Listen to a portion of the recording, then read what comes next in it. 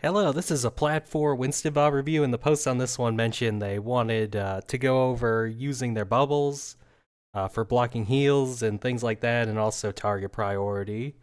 So I have some timestamps to go over those.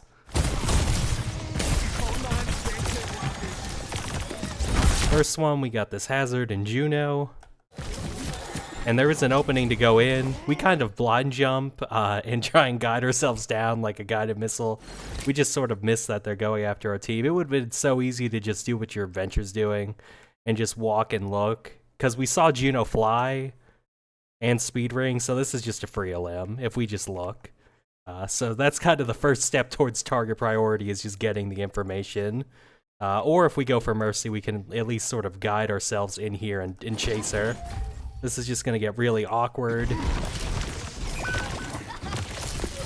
And there's gonna be a bubble too. It's better just to wait for Mercy to Guardian Angel and figure out where she's gonna end up. Cause if you thought she's stuck here, this bubble makes sense because it's blocking the healing, but it's not where she's Guardian Angel especially. Mercy's can change the direction. And so she ends up here, now we bubble, and now it's actually doing something. It's blocking people, so you gotta wait to figure out where the Mercy's gonna end up before you bubble. And we are gonna get her, it's just kind of slow, and we don't have our... And, they're gonna just, kill us.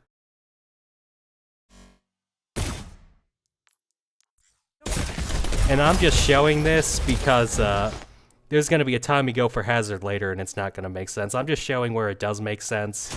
We're just making sure the cart gets pushed. Anyone who comes in this room dies. He kind of is just feeding through a doorway into your whole team, so this is all fine and good.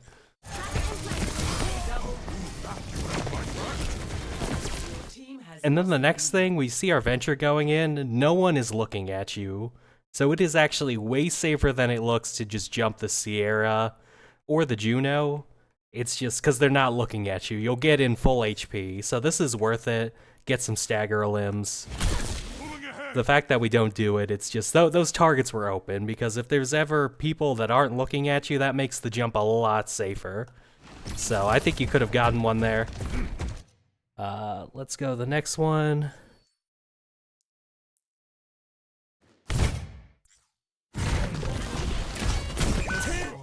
And we're jumping, we see the Hazard, and we're gonna chase him. This is just because now he doesn't have as much focus fire on him. He can get his support heals because he's out in the open. Before, he was just feeding in this room. So I'm gonna say this is a bad peel. And the thing about target priority is sometimes you have to do the really hard thing of doing nothing for half a second and looking around. Because we're gonna chase this Hazard. He's technically the only thing on our screen, but if we just look a little, like we have a Mercy and a Juno. So you gotta say, if their team's around, like, we gotta figure out, okay, the supports are probably 90% over here, and if we just take half a second and look, we'll find them. Which is hard to do mid-fight, because you want to feel like you're doing something, so if the tank's the only thing you see, I just gotta shoot the tank, but there was a chance to do so much more. And he's getting healed, right? So it's better just to get the healers first and then go for the Hazard at the end of the fight. So that was kind of a missed chance. And we're gonna peel this, which is kind of meh. Like I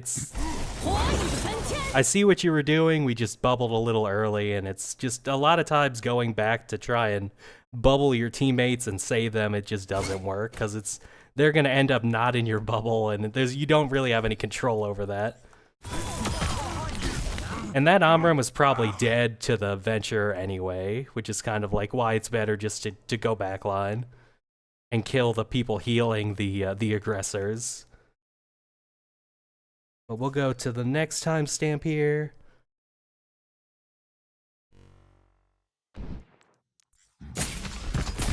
We've got a Hazard again, and this is interesting because our team splits, and we're actually going to have us pincer these guys. So it's an option just to actually jump their backline, like jump over here and kill these guys. That's an option. We're going to see the Hazard kind of go in again. And so it's totally an option to go like kill this Brig or this Mercy or these guys. We don't have to do this. We're gonna peel the hazard again, and let me explain why it's kind of a bad idea to do these peel jumps. Is because, again, we don't know if she'll use your bubble. There's also the fact that if she has her own escape ability, the Sierra could just as well drone herself up here and like try and go grab a health pack or something, or grab this health pack and drone out this way. And so you don't, if they use their escape ability and you try and bubble them, it's just 2 abilities for no reason. So what I'd rather have you do is just go for the on-ran if you're not going to jump over here. Just walk and zap her. And then when she leaves, now we use our jetpack ability to finish her off. But this is just because we're trying to jump on the Sierra and save her, which doesn't work, by the way. And now we don't have our jump, and this is going to turn into this big awkward thing where we're spamming the jump button. It's gonna take, this is just so much wasted time. So yeah, that was just more wasted time on the hazard, and that's sort of why peeling, people have generally decided, usually doesn't work unless the other tank is just trolling and going in super early, then you can all gang up on him. But that was not. You had other targets that you should have gone for, and you didn't, and it didn't work out. And the next sort of thing.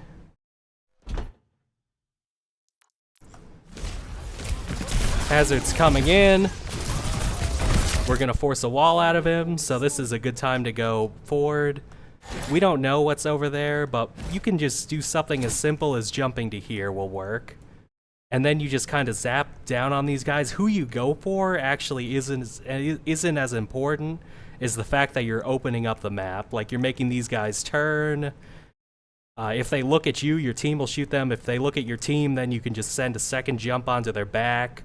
Or you can just walk forward and bubble, or walk off and bubble, and then you still have your jump if you need to. So I would recommend just tiny little jumps like this do so much.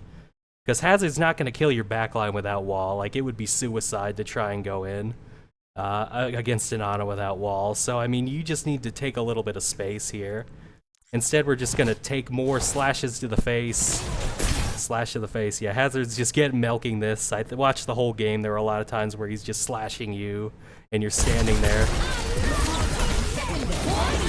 And we get a surprise nano, and now we're thinking, like, what do I even do with this?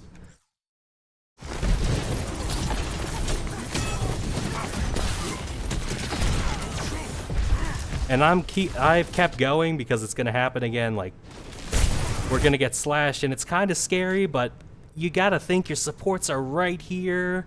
The only person that can see you is Hazard. You've gotta put a tiny bit of trust in your supports here, because this bubble is going to lose you the lead. Like that, the second he sees it, he's like, yep, that guy's dumb, I'm gonna leave. So he got what he came for. He just forced out the abilities. So yeah, you just gotta put a little trust in your supports and not do these sort of bad bubbles that are almost kind of like panic bubbles. And if you're thinking of where everyone is and what they can see, you do kind of put together like, oh, my supports have me. Enemy forward spawn room deactivated. And now the next fight, we win, and then we're kind of staring at the Sierra. This isn't even that good a spot. Like, you don't have to really worry about a Sierra coming out and killing your whole team from the back. That's not... If it was a Widow, maybe, but we're just staring at this for way too long. And we're gonna get stuck at this corner, which is a pain. What I would have liked for you to do, just giving you ideas, you can even play out here, because we've got an Ana that can see us, and that way we're kind of looking around the flank. Oh, can we get the Mercy? Can we get the Brig? We're kind of looking around. If they rush into your team, if this Hazard decides to go past his team and go past this corner, then you jump back in. That's something Winston can do, and you close the trap on him with the bubble. So it's okay to play a little off the front line. It's gonna work here, but just notice who starts this attack. Great sleep, and our Venture's flanking, and that's kind of good on our team, but we're almost just following up on what they do, which is not reliable as far as getting a bunch of wins. but it's gonna work there at least. And then I think I've got another example of your bubbles.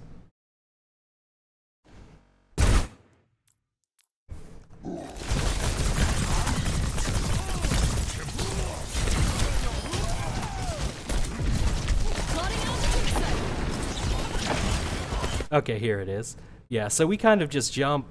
The only thing with this bubble is if you wanted to take half a second to look, maybe we go for the Sierra. But we're just gonna jump back.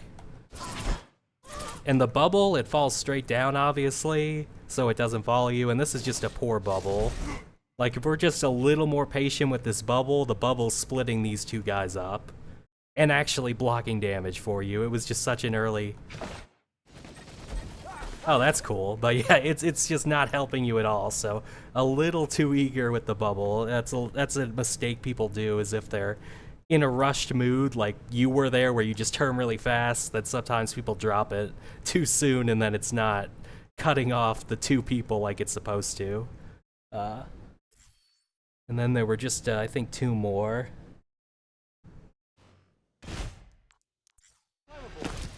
We see them coming out. This is fine if the two teams aren't close to each other and you're just trying to take a flank. It's perfectly fine to drop the bubble early and just fight for the flank. Against something like a Genji or a Mei, you might as well just drop it and do a good HP trade. Because we know the teams aren't really going to be fighting for 10 seconds, so we can just fight for the flank. But you kind of drop it and then don't use it. So we can sort of hop on this rim. It's awkward because it kind of, there's this thing here. But we can at least just stand here and zap the hazard or walk here and shoot the hazard. Brig's not really blocked. Well, her packs are blocked, but she can still swing on you. So we're basically just using this side of the rim against hazard and go from there. But we kind of drop it and then leave. And we're just jump on top of the payload, which is kind of like a dumb thing to do, because now we're going to get all our HP forced. And so we can have all the theory we want about target priority, but technically the only thing you can do now is try and live, because we wasted our bubble and got our HP damage, so that's why it's just positioning is important. We're gonna have to basically wait 10 more seconds to do anything here.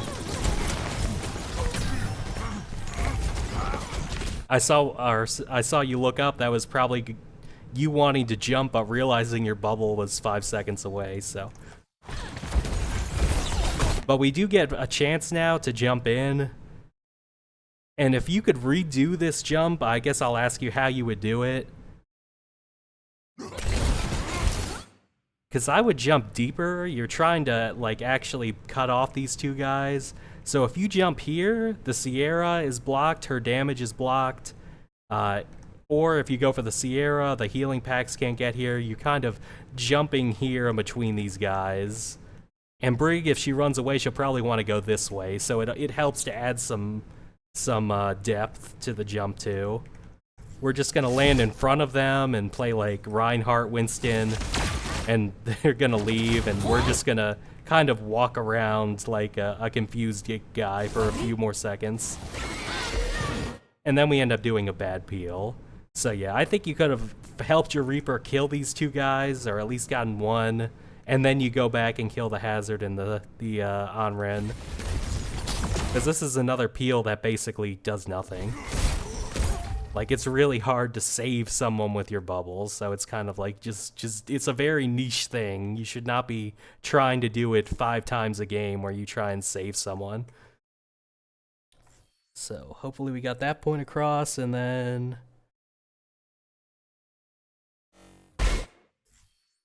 there was one more. 2 minutes. All this stuff happens on the side, which is fine, but they use so many ults to stop you from coming out that it's probably best just to wrap around this way and get back in front of the bot. You force 2 ults, like one from Hazard, one from Mercy, but now you're stuck behind them, so it's better just to kind of go left. We are going to keep wrapping, which can work. I just don't like, we're going to do another blind jump here. So that's what happens when you jump blind, is sometimes you land in a pack of people and then you're confused what to do. If we were able to like just walk here and look, the safe thing to do would probably be just go for the Sierra, because she's the biggest threat to your team. If you jump on the side here, you're blocking the Brig packs, and the Onren can't go after you without using a dash, so it's just a lot better to jump on the edge and jump on this Onren. But we're going to try and blind jump to catch up. And now it's awkward because we've got like Onren's on this side, Brig's on this side. What side of the bubble do we hide on? It's kind of hard to figure that out. So that's why it's bad to just jump into a tight pack of people, which we didn't know because we did a blind jump. But all right, and this was a really good thing you did here at the end. We've got Hazard, and we're going to get the health pack and then slowly walk a few steps before we bubble. So we know the follow-up's coming from this direction. So it was really good patience to walk a little bit. We're having this fight on payload and just drop the bubble to where the follow-up's coming from. So this was a good idea. All they can see is the bubble. Okay, now she's shooting. And this is basically getting nothing done, so yeah, great job. That was actually you putting a lot of thought into where the follow-up is, who I'm splitting up, and it's going to work out. So hopefully those tips on the target priority and the bubbling help you.